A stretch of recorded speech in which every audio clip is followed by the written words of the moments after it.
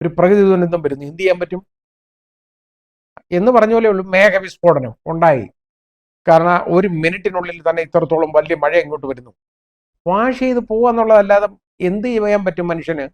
ഈ പ്രതിഭാസങ്ങളൊക്കെ ഇഷ്ടം പോലെ ഉണ്ടായിക്കൊണ്ടിരിക്കുകയാണ്. എന്ന് പറഞ്ഞ പോലെ അവിടെ ഇത്രയും വലിയ ഒരു ദുരന്തം ഉണ്ടായി. ആ ദുരന്തത്തിന് സമാനതകളില്ലാത്ത ഒരു ദുരന്തമുണ്ട് അവിടെ. അതിന് ഈ രാഹുൽ ഗാന്ധി ആയിരുന്നു അവിടുത്തെ MP, അല്ലെങ്കിൽ ഇവിടെ ശ്രീ പിണറായി വിജയനാണ് അവിടുത്തെ മുഖ്യമന്ത്രി. ഇതൊക്കെയാണോ ഇപ്പോൾ ഓർക്കേണ്ടത്? ഇതൊന്നുമല്ല. അവരാരും ആയിക്കോട്ടെ, അവരെന്ത് ചെയ്തിട്ടാണ്? അവരാരും ഒന്നും ചെയ്തതല്ല. ഈ ഗവൺമെന്റ് ഒന്നും ചെയ്തിട്ടല്ല. എല്ലാ ഗവൺമെന്റിലും കാലാകാലങ്ങളിലുള്ള ഗവൺമെന്റുകൾ ഗാഡ്ഗിൽ കമ്മിറ്റി റിപ്പോർട്ടിനെയൊക്കെ അവഗണിച്ചത് അതിന് ഒരു പ്രശ്നമുണ്ട്, ഇല്ലാന്നില്ല. അത് ഇപ്പൊ അതിന് കുറ്റം പറഞ്ഞുകൊണ്ട് കാര്യമുണ്ടോ? അതിപ്പോ ഈ ഗവൺമെന്റിനെ എന്തിനാ കുറ്റം പറയുന്നതിന്? ഇവരെന്ത് ചെയ്തിട്ടാണ്? ഇവരൊന്നും ചെയ്തിട്ടല്ല. ഇത് വരുന്നുണ്ട്, ഇങ്ങനെ ദുരന്തമാണ്, അത് വരും. അത് ആരടുത്തും ചോദിച്ചിട്ടല്ല. ഇങ്ങനെ ഞങ്ങളൊന്ന് പൊട്ടാൻ പോവുകയാണ് എന്ന് പറഞ്ഞ് നോട്ടീസ് കൊടുത്തിട്ടോ മൈക്ക് കെട്ടി വിളിച്ചു പറഞ്ഞിട്ടോ അല്ല ഇത് പൊട്ടി വരുന്നത്. കിടന്നുറങ്ങിയ നിരപരാധികളായ ആളുകൾ, നിർദോഷികളായ ആളുകൾ, ഭാഗ്യഹീനർ എന്ന് നമുക്ക് വേണമെങ്കിൽ പറയാം. അവര് ഇതുപോലെ മണ്ണിനടിയിലും മൺകൂമ്പാരത്തിനടിയിലും ഒക്കെ പെട്ടതാണ്, മരിച്ചുപോയി. അംഗഭംഗം വന്നെന്ന് പറഞ്ഞു കഴിഞ്ഞാൽ ശവശരീരങ്ങൾ പോലും പല ഭാഗങ്ങളായിട്ട് പറക്കിക്കൂട്ടുകയാണ്. ചിലരുടെ കൈ, ഒരാളെ കൈ മാത്രം സംസ്കരിക്കുന്നത് നമ്മൾ കണ്ടതാണ്. ചില കാലുകൾ, ഒരാളുടെ വയറ് മാത്രം ഉണ്ടായിരുന്നു എന്നുള്ളതാണ്. അപ്പോൾ ഒന്ന് ആലോചിച്ച് നോക്കിക്കോളൂ, ആ മൃതദേഹത്തിന് പറ്റിയ ആ ആ അത്രത്തോളം വലിയ അതിനെ വികൃതമാക്കിയ ആ പ്രകൃതിയുടെ വിളയാട്ടം നമ്മൾ കണ്ടതല്ലേ. എന്ത് ചെയ്യാൻ? ഇതിനാരെ കുറ്റം പറയും? വേറെ ഒരു പ്രസ്താവന ഞാൻ കണ്ടു. അതായത് കഴിഞ്ഞ ഇത്രയും വർഷങ്ങളായിട്ട് രാഹുൽ ഗാന്ധി ആയിരുന്നു വയനാട്ടിലെ MP എന്ന്. അതുകൊണ്ട് എന്ത് ചെയ്യും? രാഹുൽ ഗാന്ധി എന്ത് വേണം? രാഹുൽ ഗാന്ധി വന്ന് ഇത് തടഞ്ഞു നിർത്താൻ പറ്റുമോ? മല പൊട്ടി വരുമ്പോൾ രാഹുൽ ഗാന്ധിക്ക് അദ്ദേഹം ഡൽഹിയിലായിരുന്നു, അദ്ദേഹത്തിന് ഒരുപാട് ചുമതലകളുണ്ട്, പ്രതിപക്ഷ നേതാവാണ്, ഒരുപാട് കാര്യങ്ങളുണ്ട് ചെയ്യാൻ.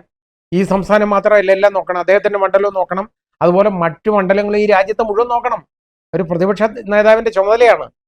അതായത് ഒരു മന്ത്രിക്ക് തത്തുല്യമായ പദവി തന്നെയാണ് അത്, ക്യാബിനറ്റ് റാങ്കാണ്.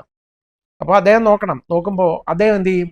അത് രാഹുൽ ഗാന്ധി എന്ത് ചെയ്യും? രാഹുൽ ഗാന്ധിയുടെ എന്ത് കുഴപ്പം കൊണ്ടാണ് ഇവിടെ ഈ അപകടം ഉണ്ടായത്, ഈ പ്രകൃതി ദുരന്തം ഉണ്ടായത്? ഇത് പ്രകൃതി ഉണ്ടാക്കിയ ദുരന്തമല്ലേ, അതിനെന്ത് ചെയ്യാൻ പറ്റും? പിന്നെ അത് ഈ മനുഷ്യനിർമ്മിതം നമുക്ക് പറഞ്ഞാൽ മനുഷ്യന്റെ ചില കൈക്രിയകൾ അതിനകത്തുണ്ട്, ഇല്ലെന്ന് പറയാൻ പറ്റുന്നില്ല, കാണും. പക്ഷെ അതൊന്നുമാണോ ഇപ്പൊ പറയേണ്ട കാര്യം? അതിന്റെ കണക്കെടുപ്പല്ല ഇപ്പൊ വേണ്ടത്. ദേശീയ ദുരന്തമായിട്ടൊന്ന് പ്രഖ്യാപിക്കപ്പെട്ടു പോയാൽ അതിനി രാഹുൽ ഗാന്ധിയുടെ മണ്ഡലമായി പോയത് കൊണ്ട് പ്രശ്നം വരും.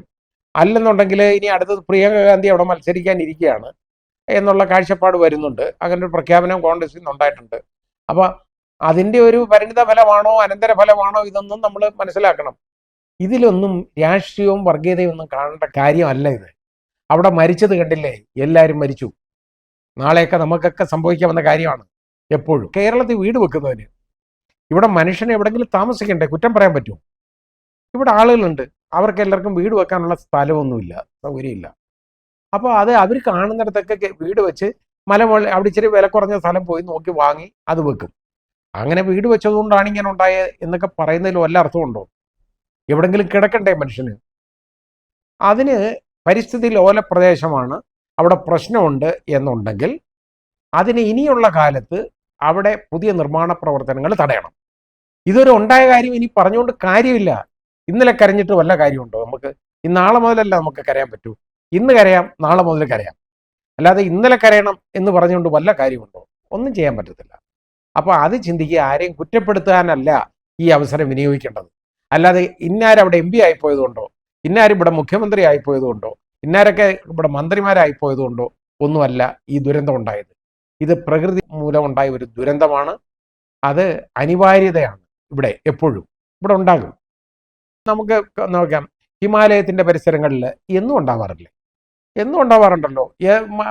ഒരു വർഷം എത്ര പ്രാവശ്യം ദുരന്തങ്ങളുണ്ടാവും, മണ്ണിടിച്ചിലുണ്ടാവും, എത്ര പേര് കൊല്ലപ്പെടും, ഒരുപാട് പേരുടെ ജീവൻ നഷ്ടപ്പെടുന്നില്ലേ എന്ന് പറഞ്ഞ പോലെ ഉള്ളൂ. അതുകൊണ്ടല്ല അവിടെയൊക്കെ അവിടുത്തെ MP-യുടെയോ MLA-യുടെയോ അല്ലെങ്കിൽ അവിടുത്തെ മന്ത്രിയുടെയോ അല്ലെ ഇന്ത്യൻ പ്രധാനമന്ത്രിയുടെയോ കുഴപ്പം കൊണ്ടാണ്? ഒന്നുമല്ലല്ലോ. പ്രകൃതി ദുരന്തം എന്ന് പറയുന്ന പ്രകൃതി കൊണ്ടുവരുന്നതാണ്. ഇത് അങ്ങനെ ഒരു ദുരന്തം ഈ പാവങ്ങൾക്ക് മേൽ വന്ന് പതിച്ചു എന്ന് മാത്രമേ ഉള്ളൂ. ഇതെവിടെ വേണമെങ്കിലും ഉണ്ടാകാം. അതുകൊണ്ട് ഇത് മാൻമെയ്ഡ് എന്നൊന്നും പറയുന്നതിലൊന്നും അർത്ഥമില്ല. ഒരുപാട് അശ്രദ്ധയുണ്ട് എല്ലാവരും. അത് എല്ലാ കാലാകാലങ്ങളിലുള്ള ഗവൺമെന്റിന്റെ കാര്യമാണ്. അതുകൊണ്ട് ഈ ഗവൺമെന്റിനെ അതിനൊന്നും കുറ്റം പറഞ്ഞുകൊണ്ട് ഒരു കാര്യമില്ല. അവരൊന്നും ചെയ്തതല്ല. ഇനിയുള്ളത് ഇപ്പോഴത്തെ എം പി വല്ലതും ചെയ്താണോ? ഒന്നുമല്ല. ഈ കാഴ്ചപ്പാട് തെറ്റാണ്. അതായത് ഒരു പ്രകൃതി ദുരന്തം ഉണ്ടാകുമ്പോൾ അതിനെ ഇതുപോലെ ഇത്രത്തോളം ആളുകളെ അഫക്റ്റ് ചെയ്തപ്പോൾ അതൊരു ദേശീയ ദുരന്തം ആയിട്ട് പ്രഖ്യാപിക്കുന്നതിന് എന്താണ് തടസ്സം? എനിക്കറിയാം.